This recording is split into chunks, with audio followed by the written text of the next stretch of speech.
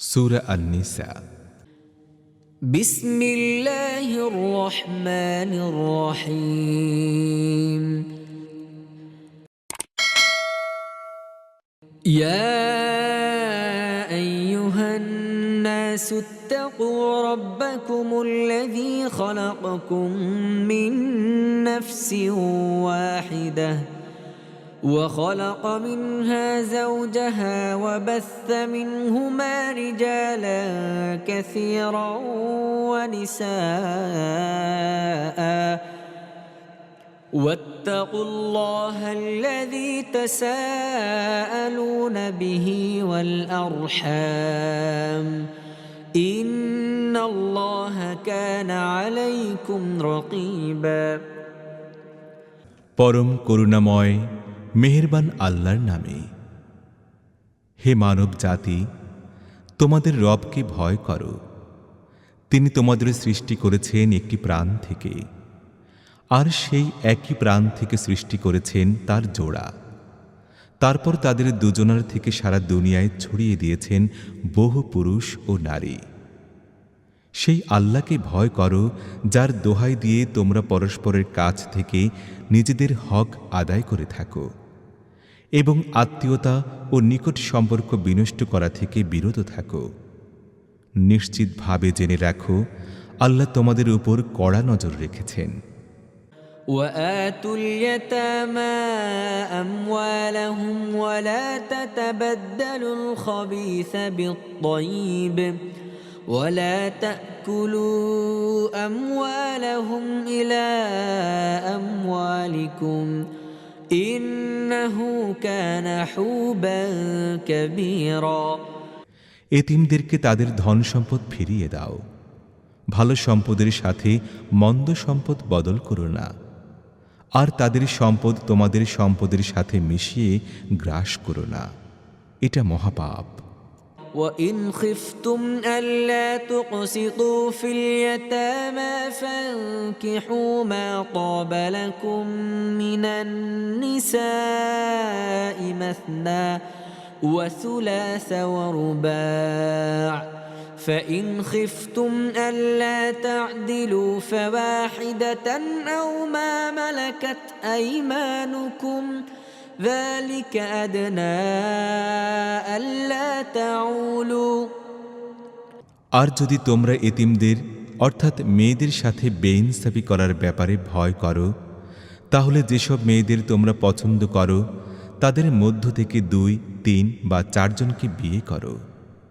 কিন্তু যদি তোমরা তাদের সাথে ইনসাফ করতে পারবে না বলে আশঙ্কা করো, তাহলে একজনকে বিয়ে করো, অথবা তোমাদের অধিকারে যেসব মেয়ে আছে তাদেরকে বিয়ে করো।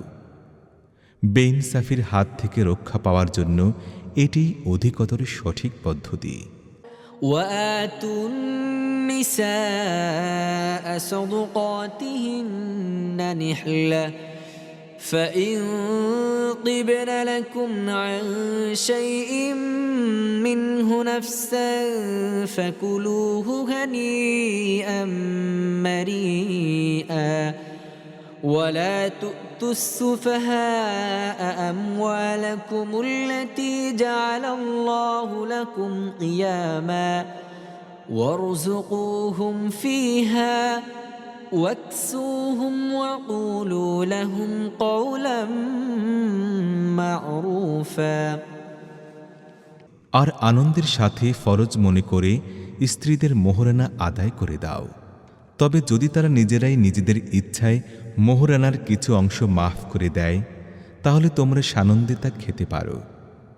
আর তোমাদের যে ধন সম্পদকে আল্লাহ তোমাদের জীবন ধারণের মাধ্যমে পরিণত করেছেন তা নির্বোধের হাতে তুলে দিও না, তবে তাদের খাওয়া পরার ব্যবস্থা করো এবং সৎ উপদেশ দাও।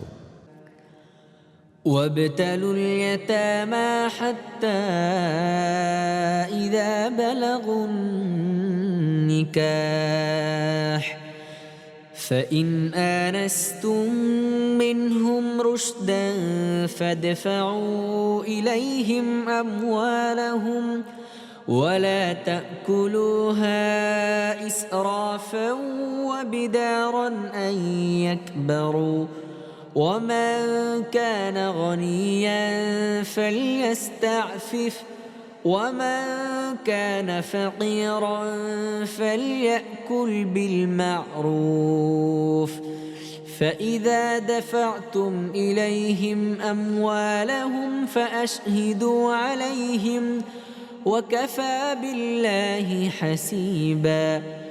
আর এতিমদের পরীক্ষা করতে থাকো যতদিন না তারা বিবাহযোগ্য বয়সে পৌঁছে যায়। তারপর যদি তোমরা তাদের মধ্যে যোগ্যতার সন্ধান পাও তাহলে তাদের সম্পদ তাদের হাতে সোপর্দ করো। তারা বড় হয়ে নিজেদের অধিকার দাবি করবে, এই ভয়ে কখনো ইনসাফের সীমানা অতিক্রম করে তাদের সম্পদ তাড়াতাড়ি খেয়ে ফেলো না। এতিমদের যে অভিভাবক সম্পদশালী হবে সে যেন ফরজগারি অবলম্বন করে, অর্থাৎ অর্থ গ্রহণ না করে, আর যে গরিব হবে সে যেন প্রচলিত পদ্ধতিতে খায়। তারপর তাদের ধন সম্পদ যখন তাদের হাতে সোপর্দ করতে যাবে তখন তাতে লোকদেরকে সাক্ষী বানাও, আর হিসেব নেবার জন্য আল্লাহই যথেষ্ট।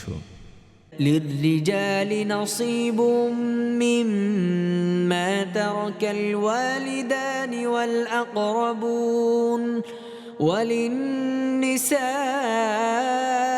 نصيب مما ترك الوالدان والأقربون مما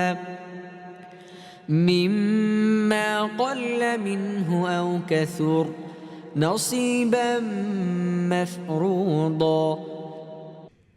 মা বাপ ও আত্মীয় স্বজনরা যে ধন সম্পত্তি রেখে গেছে তাতে পুরুষদের অংশ রয়েছে আর মেয়েদেরও অংশ রয়েছে সে ধন সম্পত্তিতে। যা মা বাপ ও আত্মীয় স্বজনরা রেখে গেছে তা সামান্য হোক বা বেশি, এবং এই অংশ আল্লাহর পক্ষ থেকে নির্ধারিত। وَإِذَا حَضَرَ الْقِسْمَةَ أُولُو الْقُرْبَى وَالْيَتَامَى وَالْمَسَاكِينِ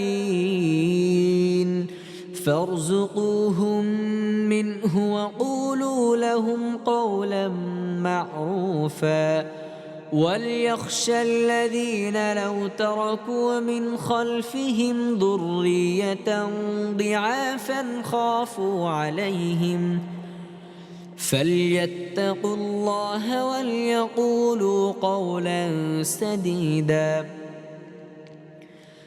إن الذين يأكلون أموال اليتامى ظلما إنما يأكلون في بطونهم نارا وسيصلون سعيرا। ধন সম্পত্তি ভাগ বাটোয়ারার সময় আত্মীয় স্বজন এতিম ও মিসকিনরা এলে তাদেরকেও ওই সম্পদ থেকে কিছু দিয়ে দাও এবং তাদের সাথে ভালোভাবে কথা বলো। লোকদের এই কথা মনে করে ভয় করা উচিত, যদি তারা অসহায় সন্তান পিছনে ছেড়ে রেখে যেত তাহলে মরার সময় নিজেদের সন্তানদের ব্যাপারে তাদের কতই না আশঙ্কা হতো। কাজেই তাদের আল্লাহকে ভয় করা ও ন্যায়সঙ্গত কথা বলা উচিত। যারা এতিমদের ধন সম্পদ অন্যায়ভাবে খায় তারা আগুন দিয়ে নিজেদের পেট পূর্ণ করে এবং তাদেরকে অবশ্যই জাহান্নামের জ্বলন্ত আগুনে ফেলে দেয়া হবে। ইউসিকুমুল্লাহু ফি আওলাদিকুম লিয-যাকারি মিসলু হাদ্দিল উনসায়াইন فإن كن نساء فوق اثنتين فلهن ثلثا ما ترك وإن كانت واحدة فلها النصف ولأبويه لكل واحد منهما السدس مما ترك إن كان له ولد فإن لم يكن له ولد وورثه أبواه فلأمه الثلث فإن كان له إخوة فلأمه السدس من بعد وصية يوصي بها أو دين آباؤكم وأبناؤكم أنكم لا تدرون أيهم أقرب لكم نفعا فريضة من الله إن الله كان عليما حكيما তোমাদের সন্তানদের ব্যাপারে আল্লাহ তোমাদের নির্দেশ দিচ্ছেন, পুরুষদের অংশ দুজন মেয়ের সমান। যদি মৃতের ওয়ারিশ 2-এর বেশি মেয়ে হয়, তাহলে পরিত্যক্ত সম্পত্তির 3 ভাগের 2 ভাগ তাদের দাও। আর যদি একটি মেয়ে ওয়ারিশ হয়, তাহলে পরিত্যক্ত সম্পত্তির অর্ধেক তার। যদি মৃত ব্যক্তির সন্তান থাকে, তাহলে তার বাপ মা প্রত্যেকে সম্পত্তির 6 ভাগের 1 ভাগ পাবে।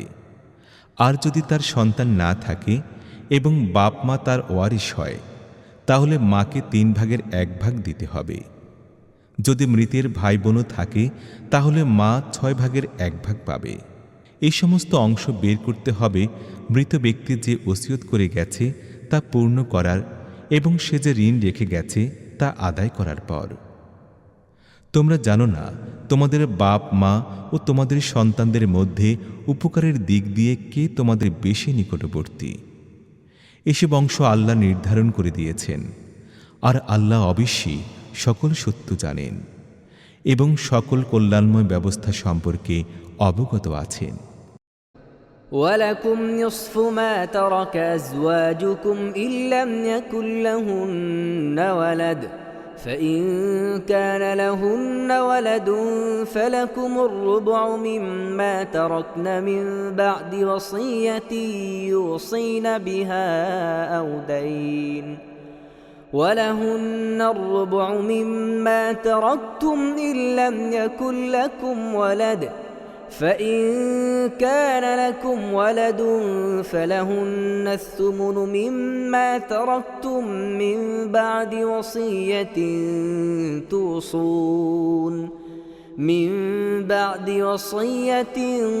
توصون بها أو دين وإن كان رجل يورث كلالة أو امرأة وله أخ أو أخت فلكل واحد منهما السدس فإن كانوا أكثر من ذلك فهم شركاء في الثلث من بعد وصية يوصى بها أو دين غير مضار وصية من الله والله عليم حليم তোমাদের স্ত্রীরা যদি নিঃসন্তান হয়, তাহলে তারা যা কিছু ছেড়ে যায় তার অর্ধেক তোমরা পাবে। অন্যথায় তাদের সন্তান থাকলে যে ওসিয়ত তারা করে গেছে তা পূর্ণ করার এবং যে ঋণ তারা রেখে গেছে তা আদায় করার পর পরিত্যক্ত সম্পত্তির 4 ভাগের 1 ভাগ তোমাদের। আর তোমাদের সন্তান না থাকলে তারা তোমাদের পরিত্যক্ত সম্পত্তির 4 ভাগের 1 ভাগ পাবে। অন্যথায় তোমাদের সন্তান থাকলে তোমাদের ওসিয়ত পূর্ণ করার ও তোমাদের রেখে যাওয়া ঋণ আদায় করার পর তারা সম্পত্তির 8 ভাগের 1 ভাগ পাবে। আর যদি পুরুষ বা স্ত্রী লোকের যার মিরাস বন্টন হবে সন্তান না থাকে এবং বাপ মাও জীবিত না থাকে, কিন্তু 1 ভাই বা 1 বোন থাকে, তাহলে ভাই ও বোন প্রত্যেকে 6 ভাগের 1 ভাগ পাবে। তবে ভাই বোন একজনের বেশি হলে সমগ্র পরিত্যক্ত সম্পত্তির 3 ভাগের 1 ভাগে তারা সবাই শরিক হবে। যে ওসিয়ত করা হয়েছে তা পূর্ণ করার এবং যে ঋণ মৃত ব্যক্তি রেখে গেছে তা আদায় করার পর যদি তা ক্ষতিকর না হয়, এটি আল্লাহর পক্ষ থেকে নির্দেশ, আর আল্লাহ সর্বজ্ঞ, সর্বদর্শী ও সহিষ্ণু। تلك حدود الله ومن يطع الله ورسوله يدخله جنات تجري من تحتها الأنهار خالدين فيها وذلك الفوز العظيم ومن يعص الله ورسوله ويتعد حدوده يدخله نارا خالدا فيها ولهم عذاب مهين। এগুলো আল্লাহর নির্ধারিত সীমারেখা। যে ব্যক্তি আল্লাহ ও তার রাসূলের আনুগত্য করবে তাকে আল্লাহ এমন বাগিচায় প্রবেশ করাবেন যার নিম্ন দেশে ঝর্ণাধারা প্রবাহিত হবে, সেখানে তারা থাকবে চিরকাল। এটি সবচেয়ে বড় সাফল্য।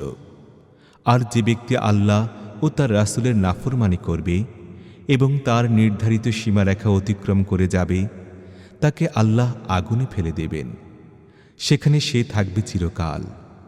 আর তার জন্য রয়েছে লাঞ্ছনা ও অপমানজনক শাস্তি। واللاتي يأتين الفاحشة من نسائكم فاستشهدوا عليهن أربعة منكم فإن شهدوا فأمسكوهن في البيوت حتى يتوفاهن الموت أو يجعل الله لهن سبيلا واللذان يأتيانها منكم فآذوهما فإن تابا وأصلحا فأعرضوا عنهما إن الله كان توابا رحيما। তোমাদের নারীদের মধ্য থেকে যারা ব্যভিচার করে তাদের বিরুদ্ধে তোমাদের নিজেদের মধ্য থেকে 4 জন সাক্ষী নিয়ে এসো। আর 4 জন সাক্ষী দিয়ে যাবার পর তাদেরকে অর্থাৎ নারীদেরকে গৃহে আবদ্ধ করে রাখো, যে পর্যন্ত না তাদের মৃত্যু এসে যায় অথবা আল্লাহ তাদের জন্য কোনো পথ বের করে দেন। আর তোমাদের মধ্য থেকে যারা 2 জন এতে লিপ্ত হবে তাদেরকে শাস্তি দাও। তারপর যদি তারা তওবা করে এবং নিজেদের সংশোধন করে নেয় তাহলে তাদেরকে ছেড়ে দাও, কেননা আল্লাহ বড়ই তওবা কবুলকারী ও অনুগ্রহশীল। إنما التوبة على الله للذين يعملون السوء بجهالة ثم يتوبون من قريب فأولئك يتوب الله عليهم وكان الله عليما حكيما। وليست التوبة للذين يعملون السيئات حتى إذا حضر أحدهم الموت قال إني تبت الآن ولا الذين يموتون وهم كفار أولئك أعتدنا لهم عذابا أليما। তবে এই কথা জেনে রাখো, আল্লাহর কাছে তওবা কবুল হবার অধিকার একমাত্র তারাই লাভ করে যারা অজ্ঞতার কারণে কোনো খারাপ কাজ করে বসে এবং তারপর অতি দ্রুত তওবা করে। এই ধরনের লোকদের প্রতি আল্লাহ আবার তার অনুগ্রহের দৃষ্টি নিবদ্ধ করেন এবং আল্লাহ সমস্ত বিষয়ের খবর রাখেন। তিনি জ্ঞানী ও সর্বজ্ঞ। কিন্তু তওবা তাদের জন্য নয় যারা খারাপ কাজ করে যেতেই থাকে, এমনকি তাদের কারো মৃত্যুর সময় এসে গেলে সে বলে এখন আমি তওবা করলাম। অনুরূপভাবে তওবা তাদের জন্য নয় যারা মৃত্যুর সময় পর্যন্ত কাফির থাকে। এমন সব লোকদের জন্য তো আমি যন্ত্রণাদায়ক শাস্তি তৈরি করে রেখেছি। يا أيها الذين آمنوا لا يحل لكم أن ترثوا النساء كرها ولا تعضلوهن لتذهبوا ببعض ما آتيتموهن إلا أن يأتين بفاحشة مبينة وعاشروهن بالمعروف فإن كرهتموهن فعسى أن تكرهوا شيئا ويجعل الله فيه خيرا كثيرا হে ঈমানদারগণ, তোমাদের জন্য জোরপূর্বক নারীদের উত্তরাধিকারী হয়ে বসা মোটেই হালাল নয়।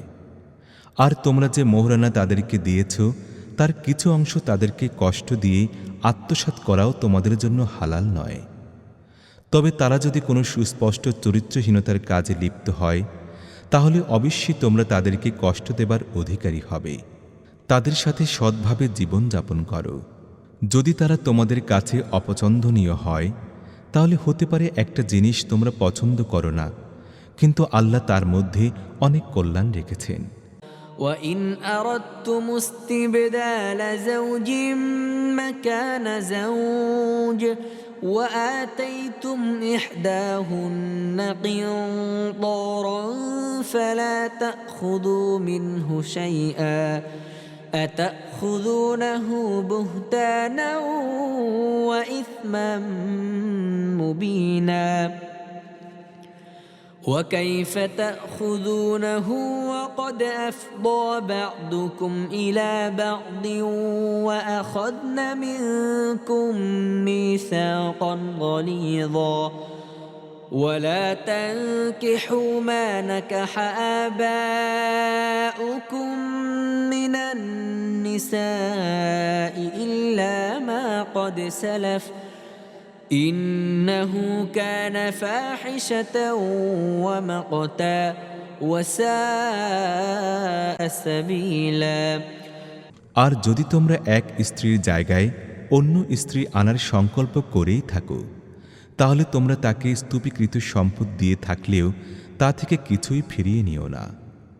তোমরা কি মিথ্যা অপবাদ দিয়ে ও সুস্পষ্ট জুলুম করে তা ফিরিয়ে নেবে? আর তোমরা তা নেবেই বা কেমন করে যখন তোমরা পরস্পরের স্বাদ গ্রহণ করেছ এবং তারা তোমাদের কাছ থেকে পাকাপোক্ত অঙ্গীকার নিয়েছে। আর তোমাদের পিতা যেসব স্ত্রী লোককে বিয়ে করেছে তাদেরকে কোনো ক্রমেই বিয়ে করো না। তবে আগে যা হয়ে গেছে তা হয়ে গেছে। আসলে এটা একটা নির্লজ্জতা প্রসূত কাজ, অপছন্দনীয় ও নিকৃষ্ট আচরণ। حرمت عليكم أمهاتكم وبناتكم وأخواتكم وعماتكم وخالاتكم وبنات الأخ وبنات الأخت وأمهاتكم اللاتي أرضعنكم وأخواتكم من الرضاعة وأمهات نسائكم وربائبكم اللاتي في حجوركم من نسائكم اللاتي دخلتم بهن فإن لم تكونوا دخلتم بهن فلا جناح عليكم وحلائل أبنائكم الذين من أصلابكم وأن تجمعوا بين الأختين إلا ما قد سلف إن الله كان غفورا رحيما তোমাদের জন্য হারাম করা হয়েছে তোমাদের মা, কন্যা, বোন, ফুপু, খালা, ভাতিজি, ভাগিনী ও তোমাদের সেই সমস্ত মাকে যারা তোমাদেরকে দুধ পান করিয়েছে এবং তোমাদের দুধ বোন, তোমাদের স্ত্রীদের মা ও তোমাদের স্ত্রীদের মেয়েদেরকে যারা তোমাদের কোলে মানুষ হয়েছে, সেই সমস্ত স্ত্রীদের মেয়েদেরকে যাদের সাথে তোমাদের স্বামী স্ত্রীর সম্পর্ক প্রতিষ্ঠিত হয়েছে। অন্যথায় যদি শুধুমাত্র বিয়ে হয় এবং স্বামী স্ত্রীর সম্পর্ক প্রতিষ্ঠিত না হয় তাহলে তাদেরকে বাদ দিয়ে তাদের মেয়েদেরকে বিয়ে করলে তোমাদের কোনো জবাবদিহি করতে হবে না, এবং তোমাদের ঔরসজাত পুত্রদের স্ত্রীদেরকেও।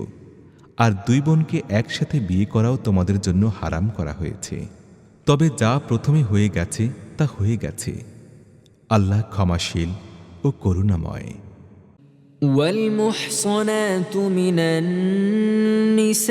النساء إلا ما ملكت أيمانكم كتاب الله عليكم وأحل لكم ما وراء ذلكم أن تبتغوا بأموالكم محصنين غير مسافحين فما استمتعتم به منهن فآتوهن أجورهن فريضة ولا جناح عليكم فيما تراضيتم به من بعد الفريضة إن الله كان عليما حكيما আর যুদ্ধের মাধ্যমে তোমাদের অধিকারভুক্ত হয়েছে এমন সব মেয়ে ছাড়া বাকি সমস্ত সধবাই তোমাদের জন্য হারাম। এ হচ্ছে আল্লাহর আইন। এই আইন মেনে চলা তোমাদের জন্য অপরিহার্য গণ্য করা হয়েছে। এদের ছাড়া বাদবাকি সমস্ত মহিলাকে অর্থ সম্পদের মাধ্যমে লাভ করা তোমাদের জন্য হালাল গণ্য করা হয়েছে। তবে শর্ত হচ্ছে এই যে তাদেরকে বিবাহ বন্ধনে আবদ্ধ করতে হবে, অবাধ যৌন লালসা তৃপ্ত করতে পারবে না। তারপর যে দাম্পত্য জীবনের স্বাদ তোমরা তাদের মাধ্যমে গ্রহণ করো তার বদলে তাদের মোহরানা ফরজ হিসেবে আদায় করো। তবে মোহরানার চুক্তি হয়ে যাবার পর পারস্পরিক রেজামন্দির মাধ্যমে তোমাদের মধ্যে যদি কোনো সমঝোতা হয়ে যায় তাহলে তাতে কোনো ক্ষতি নেই। আল্লাহ সর্বজ্ঞ ও জ্ঞানী। ومن لم يستطع منكم طولا أن ينكح المحصنات المؤمنات فمما ملكت أيمانكم من فتياتكم المؤمنات والله أعلم بإيمانكم بعضكم من بعض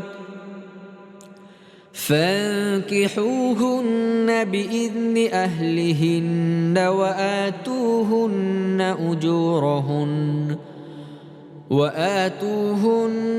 أجورهن بالمعروف محصنات غير مسافحات